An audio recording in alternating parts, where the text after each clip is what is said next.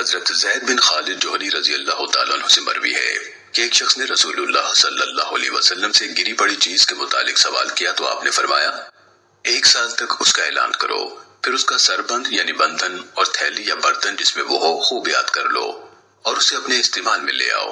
اگر اس کا مالک آ جائے تو اسے دے دو۔ پھر اس نے کہا اے اللہ کے رسول، گمشدہ بکری کے بارے میں کیا ارشاد ہے؟ آپ نے فرمایا اسے لے لو، یہ تمہارے لیے ہے یا تمہارے بھائی کے لیے یا بھیڑیے کے لیے؟ کہنے لگا اے اللہ کے رسول، اور گمشدہ اونٹ؟ اس پر آپ غصے میں آ گئے حتیٰ کہ آپ کے رخسار سرخ ہو گئے، یا کہا کہ چہرہ سرخ ہو گیا، اور فرمایا تمہیں اس سے کیا غرض؟